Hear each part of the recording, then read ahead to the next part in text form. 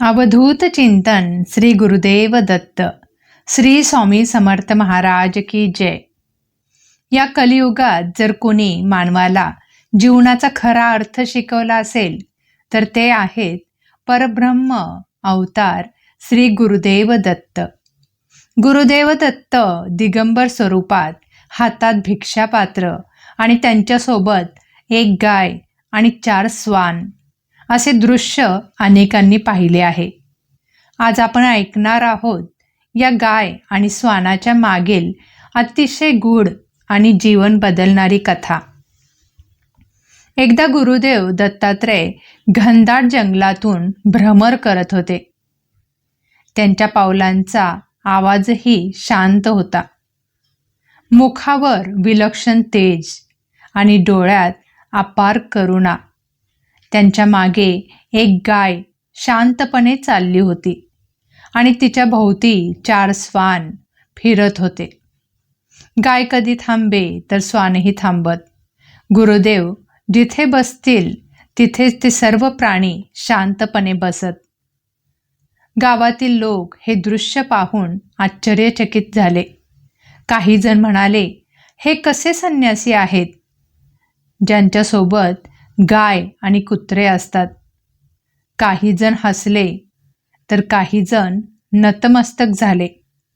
शेवटी एका ज्ञानी व्यक्तीने धाडस करून विचारले, हे गुरुदेव, तुमच्यासोबत ही गाय आणि हे 4 श्वान नेहमी का असतात? गुरुदेवांनी काही क्षण डोळे मिटले. मंद हसू त्यांच्या ओठांवर उमटलं. ते म्हणाले, हे फक्त प्राणी नाहीत, हे जीवनाचं सत्य आहे. आणि मग गुरुदेवांनी कथा सांगायला सुरुवात केली. गुरुदेव म्हणाले, ही गाय म्हणजे सत्वगुण, शांती, करुणा, पवित्रता, सहनशीलता आणि श्रद्धा. गाय कोणालाही त्रास देत नाही, सर्वांना देते, दूध देते, शांती देते. जो मनुष्य गायीसारखा सत्वगुणी होतो तोच ईश्वराच्या जवळ जातो. मग गुरुदेवांनी 4 श्वानांकडे पाहिले आणि म्हणाले, हे 4 श्वान म्हणजे मानवाचे 4 मोठे दोष आहेत. पहिला श्वान काम, दुसरा श्वान क्रोध, तिसरा श्वान लोभ, चौथा श्वान मोह. हे प्रत्येक दोष माणसात असतात.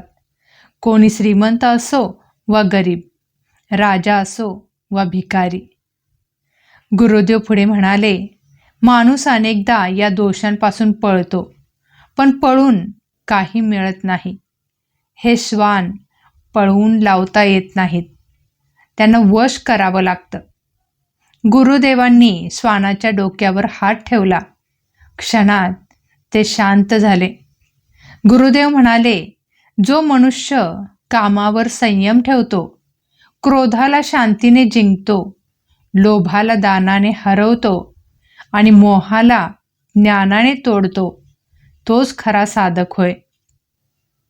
गुरुदेव पुढे म्हणाले, हे सर्व स्वतःच्या बळावर शक्य नाही. यासाठी गुरुकृपा लागते.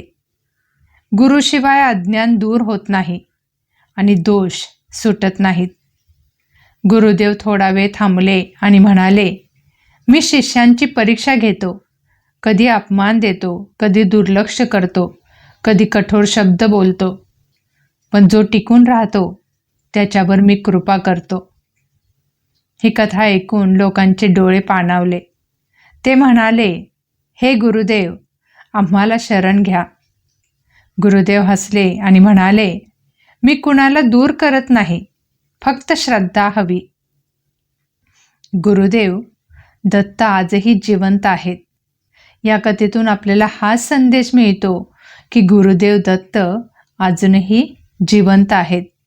कधी गायीसारख्या शांत विचारांत, कधी श्वानासारख्या आपल्या दोषातून आपल्याला शिकवतात. जर जीवनात अडचणी असतील, मन अस्वस्थ असेल, दोष वाढत असतील तर मनापासून म्हणा, श्री गुरुदेव दत्त. गुरुदेव नक्की मार्ग दाखवतील. जय श्री गुरुदेव दत्त. दिगंबरा दिगंबरा श्रीपाद वल्लभ दिगंबरा. श्री दत्तात्रय भगवान की जय. तुम्हाला आजची ही गुरूंबद्दलची कथा कशी वाटली मला नक्की कमेंट करून सांगा. आणि आपल्या घरामध्ये मी दरवेळेला सांगत असते की घरामध्ये गुरुचरित्राचं पारायण हे नक्की करावं. दर 6 महिन्यातून एकदा तरी गुरुचरित्राचं पारायण करावं. आणि शक्य असेल तर एका वर्षामध्ये 7 गुरुचरित्राचे पारायण नक्की करावे. यामुळे घरामध्ये शांती निर्माण होते, नकारात्मक गोष्टी दूर जातात, कामामध्ये अडचणी येत नाहीत, नोकरी व्यवसायात प्रगती होते, आर्थिक टंचाई भासत नाही. म्हणून गुरुचरित्र हा ग्रंथ आपल्या घरामध्ये नेहमी ठेवावा, पूजावा आणि त्याचं पारायण वरचेवर करत राहावं. तुम्हाला ही संपूर्ण कथा कशी वाटली, ही संपूर्ण माहिती कशी वाटली मला नक्की कमेंट करून सांगा. व्हिडिओ आवडला असेल तर व्हिडिओला लाईक करा.